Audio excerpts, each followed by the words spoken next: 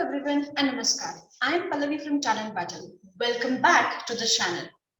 If you want to fly abroad for further studies or for your professional purpose, wait, listen to this video because you will have to give an IELTS exam to go and study and work abroad. Let's understand what this IELTS is and how to crack that. Let's get started. IELTS, which is International English Language Testing System. This is something which you will always have to pass wherever you want to go out of India. All right. So this is necessary because many of the countries, the official language or professional language or academic language is English. And hence, it is necessary for you to pass this exam. Let's hear about it in more detail. What is IELTS and why is it important? IELTS, as we discussed earlier, it is International English Language Testing System. What is it? An exam that you need to pass if you want to fly abroad for professional and academic purpose, whatever it is, whether you want to do masters abroad or if you want to live there and work for your company or you are on a training provided by your company, whatever it is, IELTS is very, very important. Why is it important? Because it makes you understand easier. So there's easier communication, better understanding, and accurate accent. See, take any country, every country has a style of speaking that's called native English, right? And to understand this native English, it's very important for you to give this exam because this will give you exposure to a lot of conversations, lot of accents, lot of pronunciations, which will ideally help you to communicate and survive in foreign land. So this will help you in easier communication because then you will know a lot of vocabulary, right, which is used in particular country. It will help you to understand what the other person is saying when you are in a foreign land. Along with that, it will also make your accent better so that you don't feel left out when someone talks to you in English and then you are not able to pronounce the words properly. So let's move further. What does IELTS include? IELTS or IELTS include? So this is a section where I'm going to tell you how many exams come under IELTS.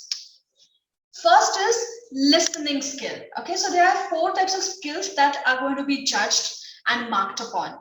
Listening skills. Now, why this? Imagine a situation where you are in a foreign country and you are not able to find a particular road and you ask someone the directions. Now, if your listening skills are bad and if you aren't able to understand what the person is saying, you won't be able to make it to the shop where you want to go. So listening will make you understand different accents. Reading. Imagine that you are reading the newspaper in UK, right? Now, there's going to be a difference in vocabulary used in Times of India in India and Times of UK in UK, right?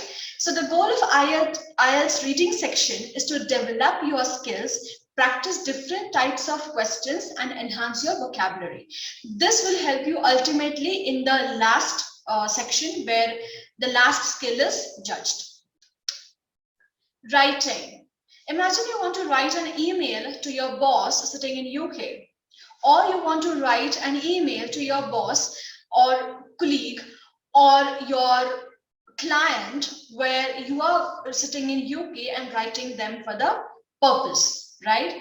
Now, there are going to be certain words, certain situations, certain sentences that they specifically use when a mail comes from UK, US, Canada, anywhere, right? So the writing test is designed to assess how you write a response appropriately, organize ideas, and use a range of vocabulary and grammar accurately. So they need to understand. See, and the last is the purpose of the speaking test is to determine how effectively you can communicate in English. These are the 4 very basic and essential skills that you need to survive in any foreign country and to communicate there. It's listening, reading, writing, and speaking. Let's see further the tips of how to improve your IELTS. How to improve IELTS score? Now, I have given some general tips and some specific tips as well. First, improve your vocabulary. It is very, very important for you to improve your vocabulary. Why? Imagine that you want to stand in front of the meeting people or the members of the meeting and you want to present a presentation. Of course, that won't help you if you don't have enough vocabulary to explain the slide or explain the agenda, right? So read as much as you can, write as much as you can, and start using that vocabulary in your daily conversations. Only then you will remember those words. Read as much as you can. Very, very important. Imagine that you are the person who are going to read all the mails and reply them. But if you are unable to understand the email, how will you reply? Read anything. Read a comic book, read an autobiography in English, read a newspaper, read whatever you can, but it has to be English. Improve your writing skills. Every communication in an office not only happens verbal, but it also happens in writing, right? So emails, messages, you have to send them. There is no two ways about it. And if you want to really improve your writing skills, you have to write. A simple example I'll give you. Write your own diary. Every day at night, before going to sleep, write a diary. Keep that habit with you. Write a diary which will automatically make you write more in English. Practice pronunciations and fluency. So whenever you're talking to a person, listen to them how they are talking. Listen to their pronunciation so that you can also adopt them, adapt to that pronunciation and use them in your daily conversations. Listening various audio clips. Now various means it's not about topics, it's about different accents. So listen to accents, which is in a British accent, there's an American accent, there's a Chinese accent also, then there's a Japanese accent, there's a Spanish accent to English. See, everyone's native language might be different, okay? So a Spanish person speaking English is different than an Indian speaking English, right? So try to listen to various audio clips which will give you an input whenever a person standing in front of you is talking to you. You will automatically understand what he wants to say because you already know the accent. And in IELTS also, you won't get only American accent or only UK accent. You're going to get different accents and you have to listen and answer the questions. Some more tips. No surprises, know the test. Practice the test a lot, all four, speaking, reading, writing, all of them. So there's no surprise, okay? You already know the test. You cannot just blindly get up and go for the test, then you will definitely fail. If you want to get a good score band, you have to understand that you need to know the test. YOLO, you only listen once. Okay, now how much ever you want to listen to an audio 100 times, that can be done in practice, but not in actual session. So whenever the time comes when you have listening skills, you have to listen only once and give your answer. Follow your heart.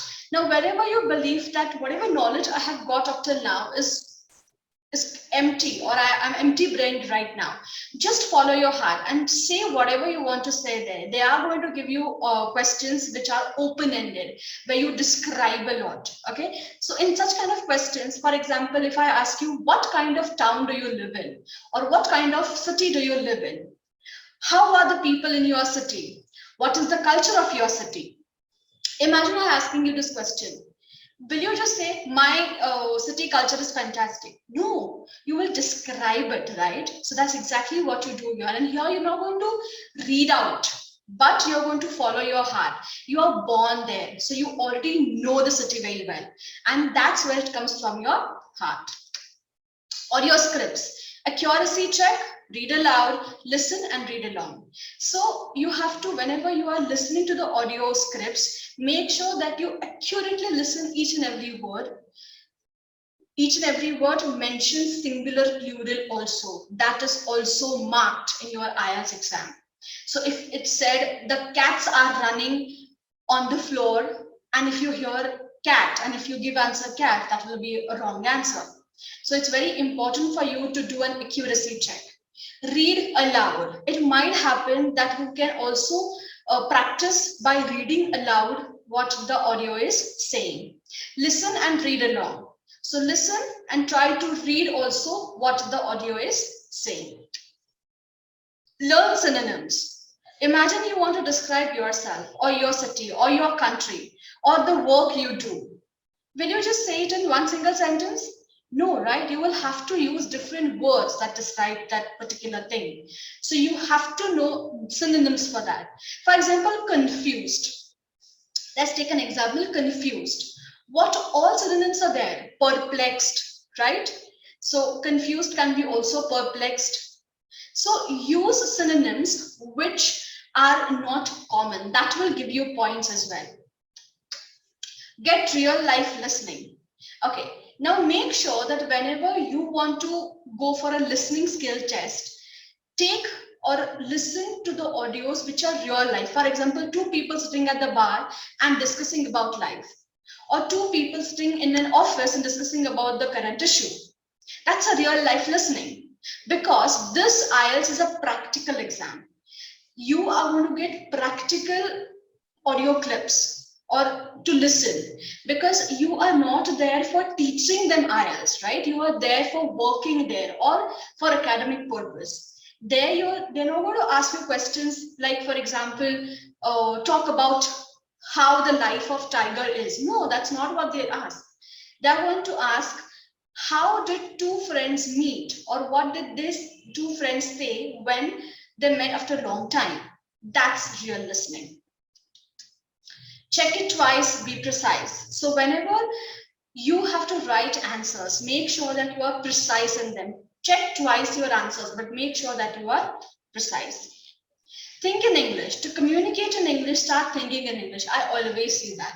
If you want to listen and learn any language, the first and foremost rule is start thinking in English. So for example, if I ask you a question, how was your day? Now, usually what happens is we start thinking in Hindi or Marathi, right? So, mera din aisa tha. And now you convert or translate that in English. My day, good. No, that's not how it is. So whenever someone asks you a question, the first and foremost thing that you need to do is basically you have to think in English. What words will I use? What sentences will I make? And this will ease out your fear of speaking in English. These are few tips that I have given you to improve your IELTS score, because you are going to need a good IELTS score to work or to learn abroad, and that you cannot escape this particular exam. That's a needed and vital exam that you will need if you really are looking forward to work or study abroad. So all the best for your next IELTS exam, and meet you in the next video. Until then, thank you.